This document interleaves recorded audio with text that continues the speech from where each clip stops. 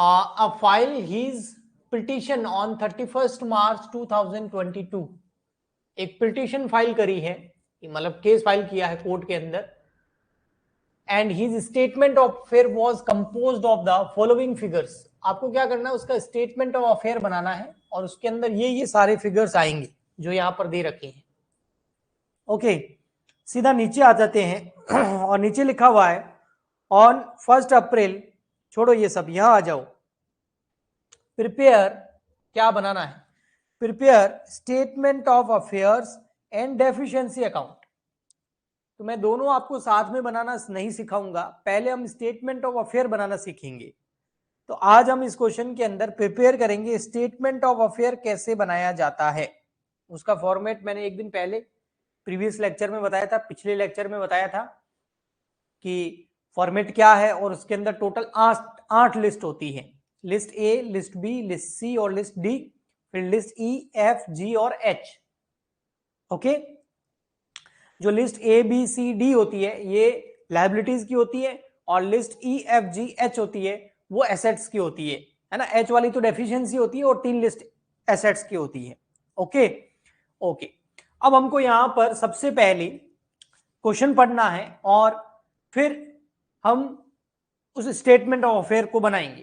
तो सबसे पहले देखिए, आपको क्रेडिटर फॉर गुड्स दे रखे हैं। क्या दे रखा है, क्रेडिटर फॉर गुड्स। अब क्रेडिटर फॉर गुड्स है ना, गुड्स मतलब गुड्स गिरवी नहीं रखा है, माल बेचा है, माल खरीदा है, सॉरी बेचा तो क्या, खरीदा है। गुड्स परचेज किया है लेकिन उधार परचेज किया है, तो सामने वालों को पैसा देना है। जो हमसे पैसा मांगते हैं क्रेडिटर्स है वो हमारे, हमने उनसे गुड्स उधार लिया है। तो ये कैसे क्रेडिटर होते हैं, ये होते हैं आपके अनसिक्योर्ड क्रेडिटर। कैसे हो गए, अनसिक्योर्ड क्रेडिटर्स। ओके, फिर क्या है, लोन फ्रॉम मिस्टर मिसिज ए। जो ये मिस्टर ए है उसका डेटा है और उसकी वाइफ से लोन ले रखा है, ये भी कैसा क्रेडिटर है, अनसिक्योर्ड क्रेडिटर है, अनसिक्योर्ड क्रेडिटर।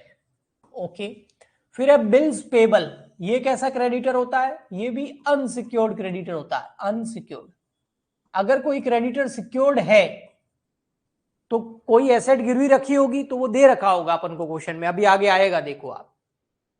फिर है creditor secured bye lean of shares, मतलब शेयर्स गिरवी रख के हमने, कोई क्रेडिटर है उसके पास में क्या गिरवी रखे हैं, शेयर्स।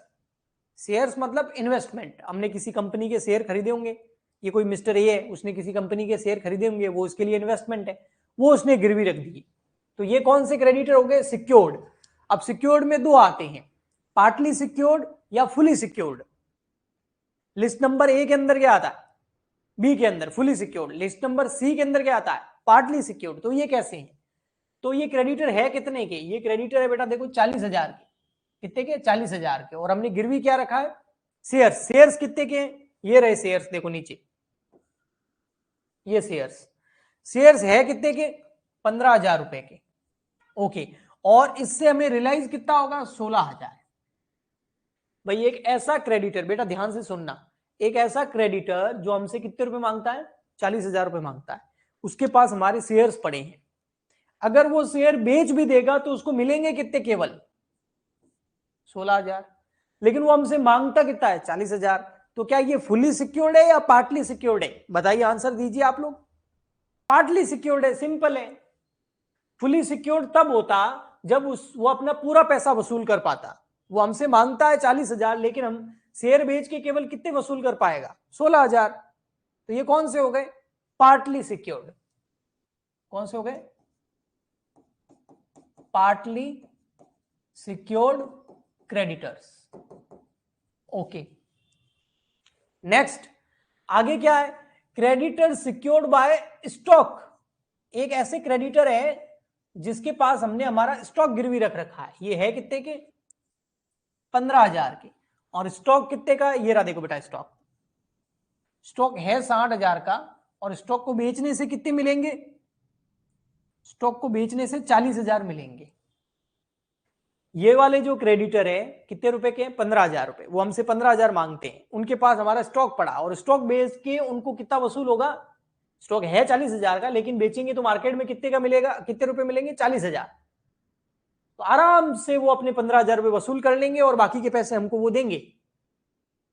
तो ये कैसे हो गए? Fully secured.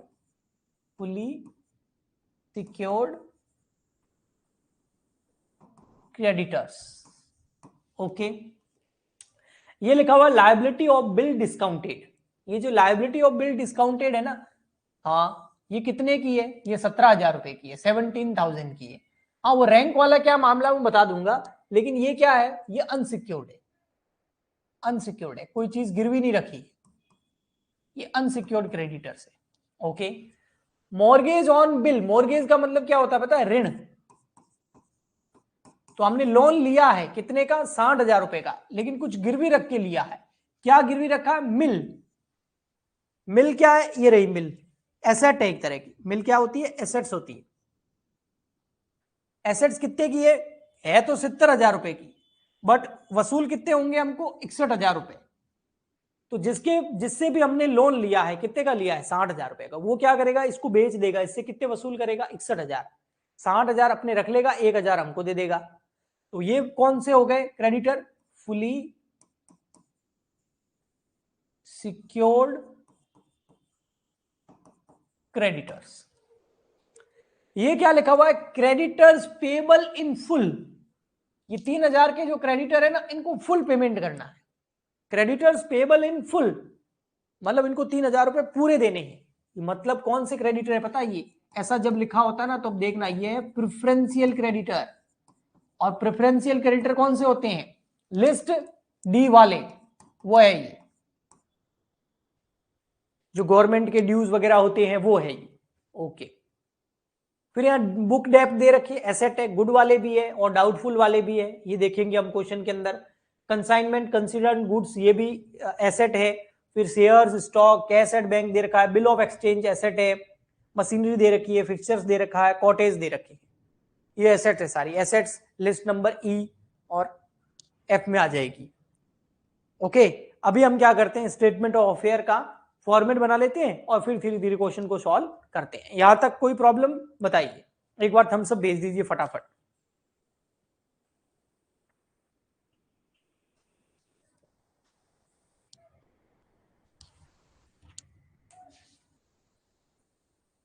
एक बार थम्स अप भेज दीजिए। Okay, thank you. हम यहां पर बना लेते हैं स्टेटमेंट ऑफ अफेयर्स का बढ़िया सा फॉर्मेट।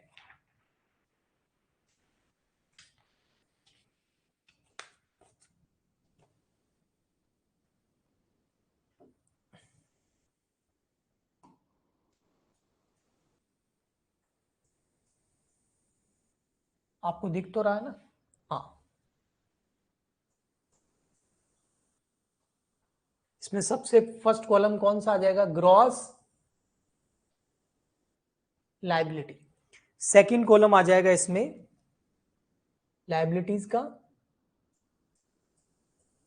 नेक्स्ट आ जाएगा एक्सपेक्टेड टू रैंक। फिर उसका आगे आ जाएगा एसेट्स का।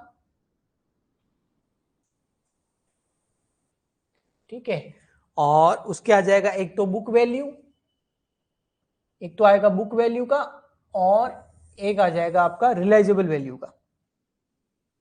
एक आ जाएगा बुक वैल्यू, एक आ जाएगा रिलाइजेबल वैल्यू या एस्टिमेटेड टू प्रोड्यूस, जिसको हम बोलते हैं एस्टिमेटेड टू प्रोड्यूस। ओके,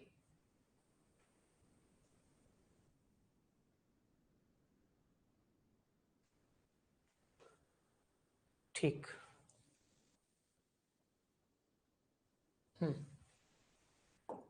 ये है statement of affairs. Statement of affairs.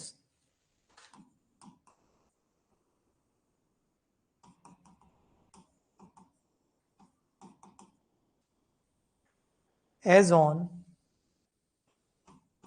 31st March 2012। यहां आ जाएगा ग्रॉस लायबिलिटीज,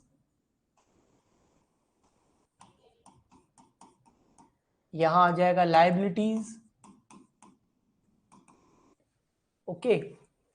यहां आ जाएगा एक्सपेक्टेड टू रैंक, यानी कि कितनी लायबिलिटी पे करनी है, एक्सपेक्टेड टू रैंक। और यहां आ जाएगी आपकी एसेट्स, यहां आ जाएगी बुक वैल्यू कि वो एसेट कितने की है, और यहां आ जाएगी रिलाइजेबल वैल्यू, मतलब उस एसेट से कितना रुपए मिल रहे हैं, इसको बोलते हैं estimated to produce, estimated to produce. इस तरीके से ये बन गया। अब हम एक एक करके लिखेंगे। सबसे पहले हमारा क्या आता है, unsecured creditor, unsecured creditors as per list ए।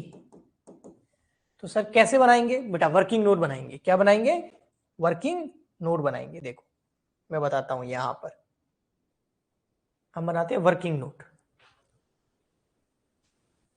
वर्किंग नोट, ठीक है। उसमें हम सबसे पहले बना देते हैं unsecured creditors as per list A. अभी मैं आपको डिटेल में कराने वाला हूं, उसके बाद जब प्रैक्टिस हो जाएगी तब आपको वर्किंग नोट बनाने की जरूरत नहीं, आप खुद कैलकुलेट करके लिख सकते हैं, ठीक है। ओके, लिस्ट ए के हिसाब से अनसिक्योर्ड क्रेडिटर्स कौन कौन से हैं, हम क्या लिखेंगे यहां पर, अनसिक्योर्ड क्रेडिटर लिखेंगे, ग्रॉस लायबिलिटी लिखेंगे एक तो, और एक लिखेंगे एक्सपेक्टेड टू रैंक, दो कॉलम हमारे रहेंगे, ठीक है। अब देखो अनसिक्योर्ड क्रेडिटर कौन कौन से हमने लिख रखे हैं पहले। एक तो ये रहा क्रेडिटर फॉर गुड्स, कितना है 70,000 रुपए, creditor for goods 70,000, creditors for goods 70,000, और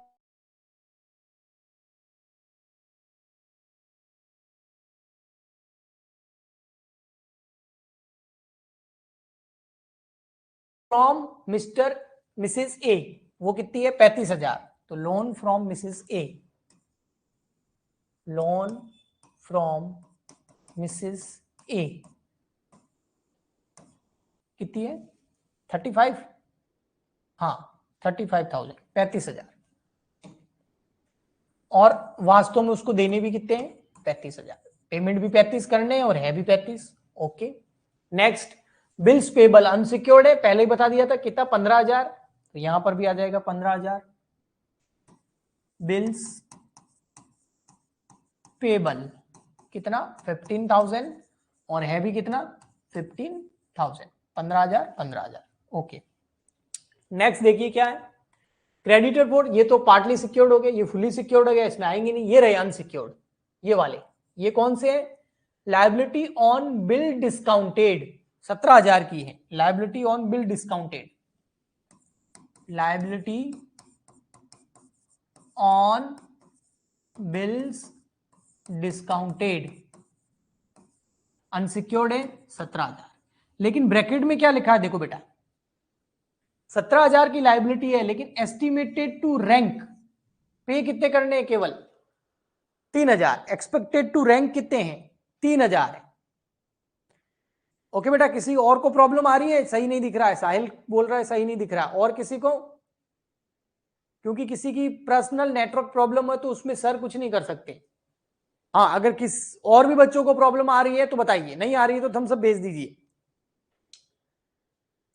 सो हम कर रहे थे, हाँ लाइबिलिटी फॉर बिल डिस्काउंटेड 17,000 है, और एस्टिमेटेड कितनी है, estimated to rank 3,000, estimated to rank 3,000।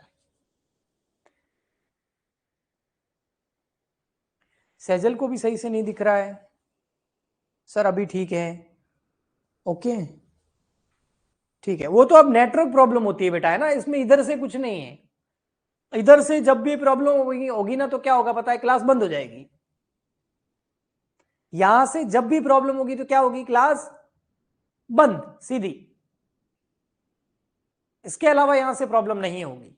हाँ, अगर आपको कभी साफ नहीं दिख रहा होता ना तो आपके नेटवर्क की प्रॉब्लम है, मतलब इंटरनेट, मोबाइल में इंटरनेट चलता है ना 4G, उसकी प्रॉब्लम हो सकती है। ओके, ठीक है। हाँ, सभी को ही अगर प्रॉब्लम आ रही है तो फिर इधर से इशू हो सकता है।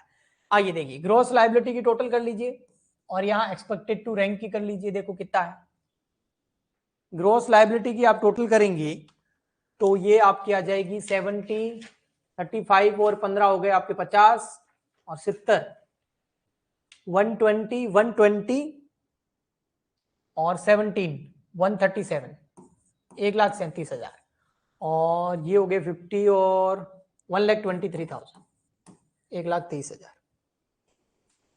अब हम इसको कहां लिखेंगे? इसको लिखेंगे हम स्टेटमेंट ऑफ अफेयर्स के अंदर। देखो क्या लिखेंगे, देखो यहां पर ग्रॉस लायबिलिटी में कितना लिखेंगे? ग्रॉस लायबिलिटी में लिखेंगे 1,37,000, 1,37,000। ओके, और इधर कितना लिखेंगे? 1,23,000 एक्सपेक्टेड टू रैंक। तो जैसे हमने ये किया है ऐसे के ऐसे हमको सारी लिस्ट बनानी है। तो आइए अब हम बनाते हैं secured creditors as per list B. List B के हिसाब से सिक्योर्ड क्रेडिटर कितने हैं? तो आइए देखते हैं यहीं पर सिक्योर्ड क्रेडिटर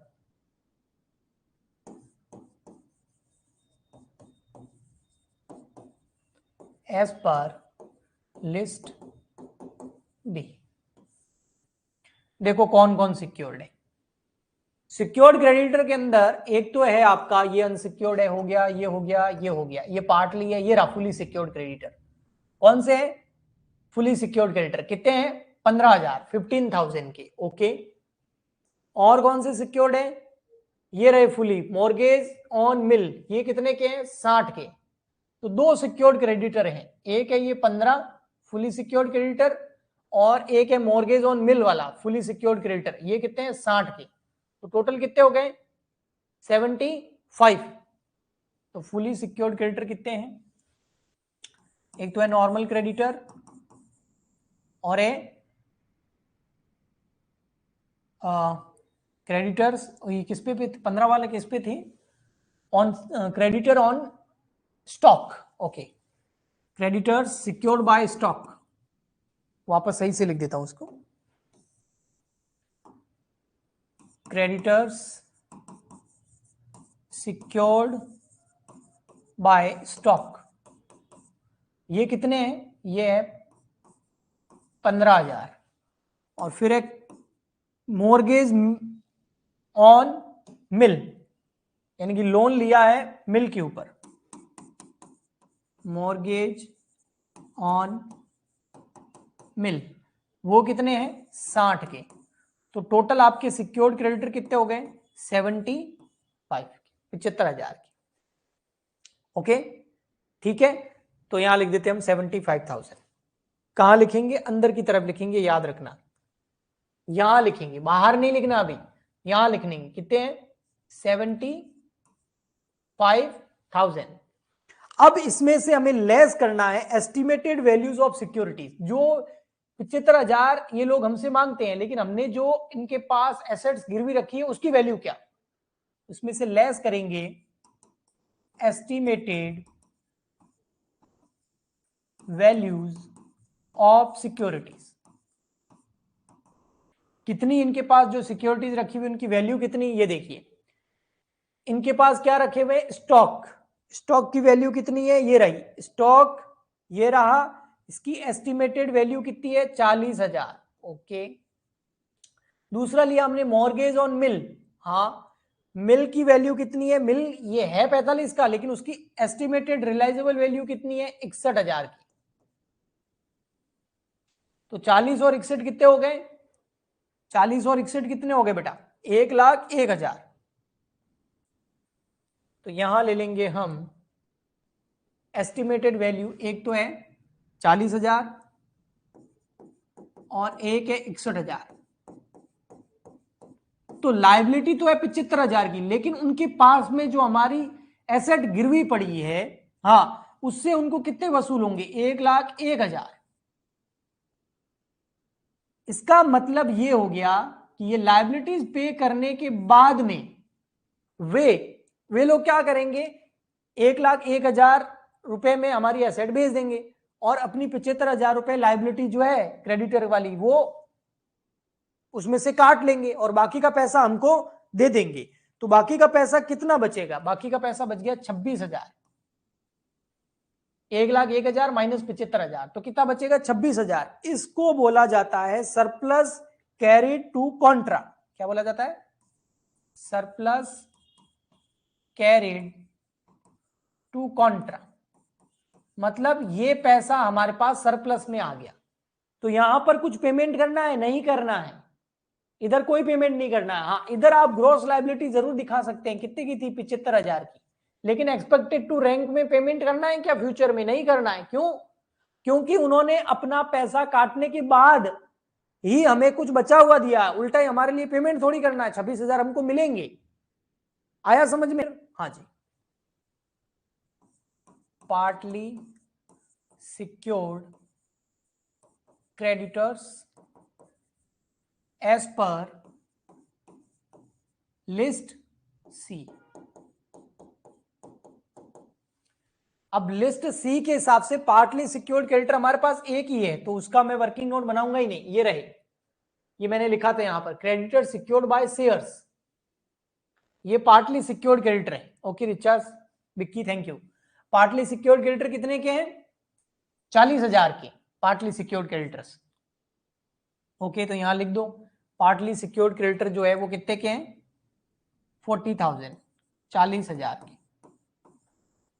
ओके, अब इनसे रिलाइज कितना होगा? ये 40,000 वाले जो हैं, इनके पास हमने क्या गिरवी रख रखा है? Shares.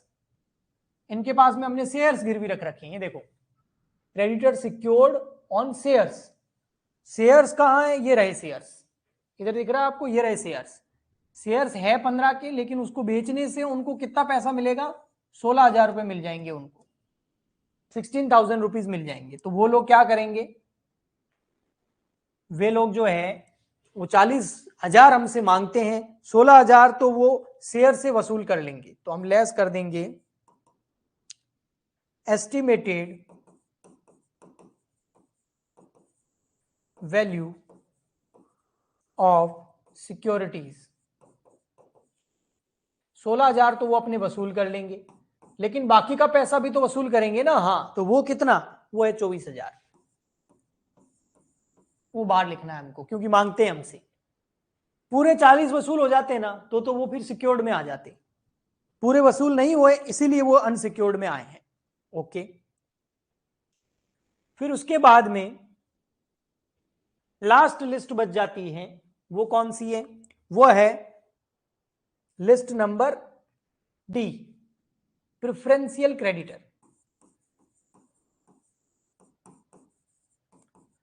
Creditors as per list D. Preferential creditor 3,000 रुपए के थे, आपको पता है? ये रहे, ये रहे, यहां बताया था मैंने, इसलिए क्वेश्चन पहले ढंग से पढ़ा दिया था। कहां गए? ये रहे, क्रेडिटर्स पेबल इन फुल। ये देखो, preferential creditor list number D में जाएंगे, कितने? 3,000 रुपए के। तो प्रेफरेंशियल क्रेडिटर है 3,000। लेकिन प्रेफरेंशियल क्रेडिटर जो होते हैं ना, उनको हम पेमेंट कहां से करेंगे पता है? सरप्लस में से। ये सरप्लस आया 26,000 का, इसमें से ही पेमेंट कर देंगे।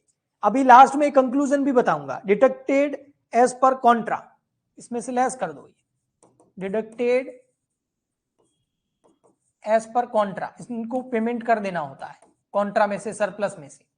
कितना? 3,000 पूरा का पूरा। तो यहां बाहर कुछ भी नहीं आएगा। तो हमेशा याद रखना, ये जो लिस्ट होती है ना 4, कौन सी? A B C D. तो एक्सपेक्टेड टू रैंक के अंदर लिस्ट ए से अमाउंट आएगा बाहर, बी से कभी नहीं आएगा, क्योंकि अगर बी से अमाउंट बाहर आ रहा है इसका मतलब वो फुली सिक्योर्ड ही नहीं है। पार्टली सिक्योर्ड से कुछ अमाउंट बाहर जरूर आएगा, प्रेफरेंशियल क्रेडिटर से बाहर नहीं आएगा। तो दो ही अमाउंट आएंगे, लिस्ट ए के और लिस्ट सी के, यानी कि अनसिक्योर्ड और पार्टली सिक्योर्ड। बाकी इनका फुल पेमेंट हो जाएगा, इनका भी फुल कर देना हमको। बट ग्रॉस लायबिलिटी जब आप कैलकुलेट करेंगे ना तब पूरा आएगा। ग्रॉस लायबिलिटी ये देखो, लिस्ट ए की कितनी, सॉरी लिस्ट ए की ग्रॉस लायबिलिटी कितनी है, ये रही 137। लिस्ट बी की कितनी है 76,000, लिस्ट सी की कितनी है 40,000 और लिस्ट डी की कितनी है 3,000। तो यहां तो आएगा, लेकिन उधर केवल ए और जो आपकी लिस्ट नंबर सी है उसका ही अमाउंट बाहर आएगा, बाकी का नहीं आएगा, बाकी का पे हो जाएगा, ये ऑटोमेटिक हो जाएगा, ये हम कर देंगे सरप्लस में से। और इस तरीके से आपका ये 4 लिस्ट कंप्लीट हो जाता है। चलिए, cash at bank, cash at bank, bill of exchange जो है ना वो लिस्ट नंबर एफ के अंदर आएगा, लिस्ट नंबर ई के अंदर नहीं आएगा, क्योंकि बिल ऑफ एक्सचेंज भी यानी कि बीआर भी एक तरह का डेटर होता है। ओके, इसलिए मैं इसको यहां नहीं लिख रहा हूं। फिर उसके बाद में बिल ऑफ एक्सचेंज के बाद में मिल नहीं आएगी, क्यों, क्योंकि सिक्योर्ड है, गिरवी रख दी थी। मशीनरी जरूर आ जाएगी, कितने ये मशीनरी 45,000 की, और उससे वैल्यू कितनी मिलेगी 42,000। तो मशीन है 45 की, लेकिन उससे मिलेंगे कितने 42,000। नेक्स्ट है फिक्चर्स, है कितने के 3,000 की, बेचने से कितने मिलेंगे 1,500। पिक्चर्स एक तरीके का फर्नीचर ही होता है। 3,000 बुक वैल्यू है, उसको बेचने से 1,500 रुपए मिलेंगे। नेक्स्ट कॉटेज, कॉटेज है कितने का 6,800 रुपए का, 6,800 रुपए का कॉटेज है ना, और इससे मिलेंगे कितने 3,000 रुपए।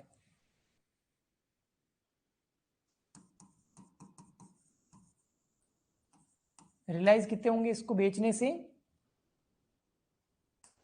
ओनली 3,000 रुपए। एक चीज और रह गई बस, बताऊं कौन सी, देखो ये हो गया, ये हो गया, ये हो गया, ये हो गया, ये हो गया, ये हो गया, ये हो गया, ये हो गया, ये होना है बाकी, ये हो गया, ये हो गया, कैश बैंक हो गया, बिल ऑफ एक्सचेंज बाकी है, ये हो गया, ये हो गया, ये हो गया, ये हो गया।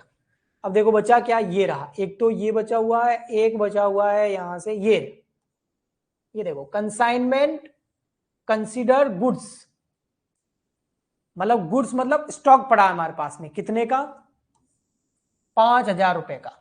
तो कंसाइनमेंट गुड्स,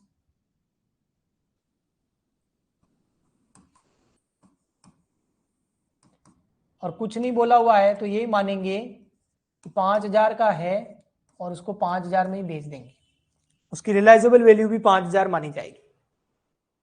ओके, ये हो गई आपकी लिस्ट ई। अब आएगी आपकी लिस्ट नंबर एफ, वो कौन सी है, book debts as per list F. Okay, book debts as per list F, कौन कौन सी डेप्ट है, 3 तरह के डेट हमको दे रखे हैं। एक है गुड वाले, वो कितने हैं 20,000, ये गुड है बेटा, गुड वाले हैं, गुड वाले कितने हैं 20,000, तो इनसे मिलेंगे भी कितने 20,000। अच्छे है ना, 20,000 मांगते हैं, 20,000 दे देंगे, अच्छे डेप्ट है, बुरे नहीं है, बुरे तो आगे आ रहे हैं, ये रहे, ये देखो ये कितने हैं डाउटफुल एंड बैड, ये है कितने 10,000, लेकिन ये इनसे हमें कितना मिल पाएगा केवल 2,000 रुपए, हमारे देनदार है ना, हम इनसे पैसा मांगते हैं। तो डाउटफुल एंड डेप्ट्स है कितने के 10,000 के, लेकिन इनसे मिलेंगे कितने केवल 2,000। ठीक है, उसके बाद में आपकी आएगी लिस्ट नंबर ई एफ और जी वाली लिस्ट कौन सी थी, याद है किसी को, बताओ फिर, जी वाली लिस्ट कौन सी थी? किसी ने पढ़ा होगा तो अभी पता चल जाएगा कि जी वाली लिस्ट कौन कौन सी थी। अगर नहीं पढ़ा है तो वाह।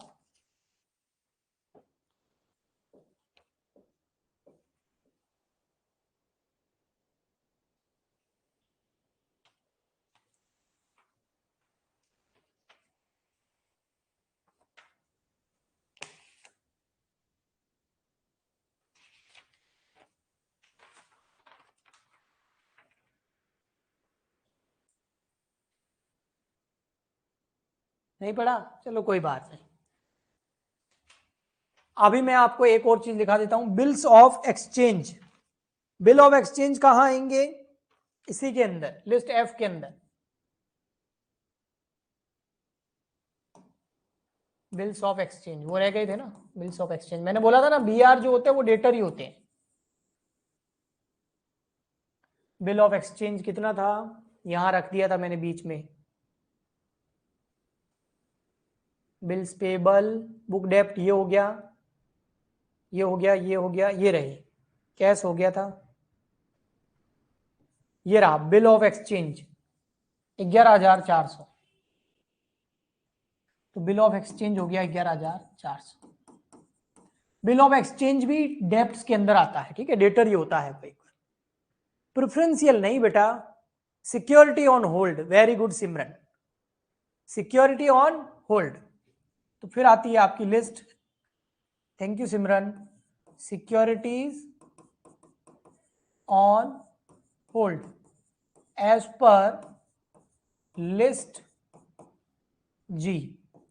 लेकिन कोई भी सिक्योरिटी ऑन होल्ड है ही नहीं, तो डैश आ गया, ठीक है। अब क्या आएगा बेटा, इसके बाद में क्या बताया था मैंने आपको, क्या करना है, इन सब की करनी है टोटल। क्या करना है, इन सब की करनी है टोटल।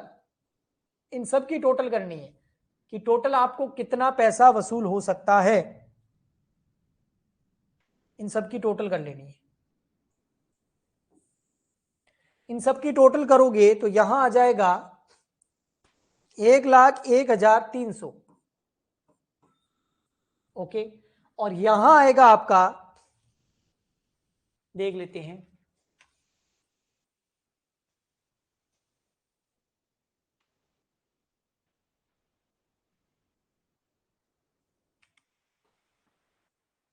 यहां आएगा 85,000। कितना आएगा?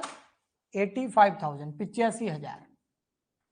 बस, इसके बाद में लिस्ट एच अपने आप आएगी बैलेंसिंग फिगर में, ठीक है। लिस्ट एच नहीं बनानी है, वो डेफिशिएंसी अपने आप आएगी। अब आपको क्या करना है, जैसे ही आप लिस्ट कौन सी, ई प्रॉपर्टी वाली, एफ बुक डेप्ट वाली और जी सिक्योरिटी वाली, इन तीनों लिस्ट की जब टोटल कर लो तो उसके बाद में जो ये सरप्लस आया था, ये देखो सरप्लस कैरी टू कॉन्ट्रा। कितना सरप्लस आया था? 26,000। कहने का मतलब है 85,000 तो यहां से मिल जाएंगे, और 26,000 हमको कौन देगा? जिसके पास हमने जो सिक्योर्ड क्रेडिटर थे और उन्होंने अपना पैसा काट के बाकी का 26 हमको देना है। तो 85 तो यहां से मिल जाएंगे, 26 वहां से मिल जाएंगे, तो हम ऐड कर देंगे, ऐड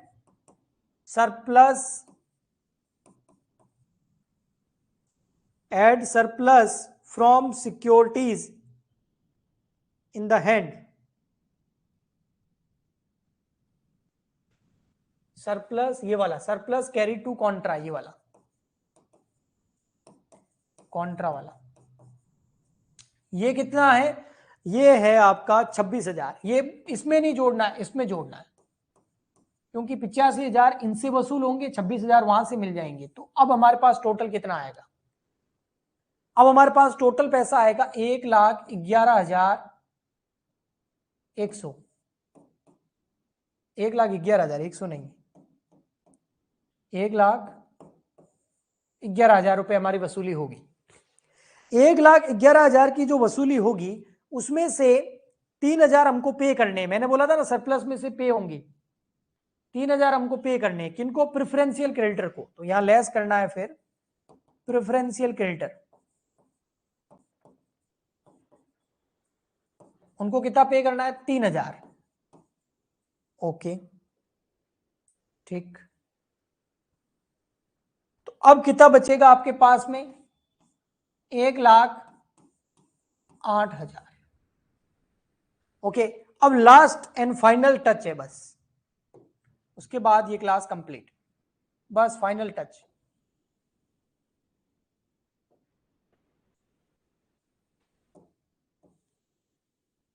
वो लिस्ट एच कैसे निकालते हैं वो बताता हूं। अब आपको क्या करना है बेटा, इनकी टोटल करनी है ग्रॉस लायबिलिटी की। तो ग्रॉस लायबिलिटी की टोटल बताए कितनी आएगी, 2,55,000।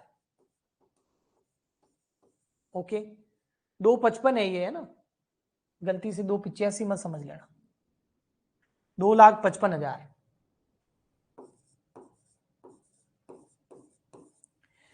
कितनी लायबिलिटी पे करनी है, उसकी टोटल आएगी आपकी 1,47,000। देखो बेटा, लायबिलिटी कितनी पे करनी है आपको, 147। आपके पास पैसा कितना पड़ा है, 1,08,000। लायबिलिटी कितनी पे करनी है, 147 की। आपके पास पैसा कितना पड़ा है, 1,08,000। लायबिलिटी कितनी पे करनी है, 147 की। आपके पास पैसा पड़ा है 1,08,000। आपके पास रुपए पड़े हैं 1,08,000, लेकिन आपको देने कितने हैं, 147। तो कितने रुपए आप नहीं दे पाएंगे, क्योंकि सब तो बेच दिया, आप तो इंसॉल्वेंट हो गए, है ही नहीं। तो 147 में से केवल आप 1,08,000 रुपए ही दे पाएंगे, तो बाकी की क्या हो गई, डेफिशिएंसी। तो यहां की टोटल भी कितनी होगी, 147। बीच का जो ये बैलेंसिंग फिगर आएगा, जो आप पैसे दे नहीं पाएंगे, वो है 39,000 का, 39,000 का। ये क्या हो गया, इसको बोलते हैं deficiency. Deficiency explained as per list H. और इसी के साथ में ये कंप्लीट हो गया।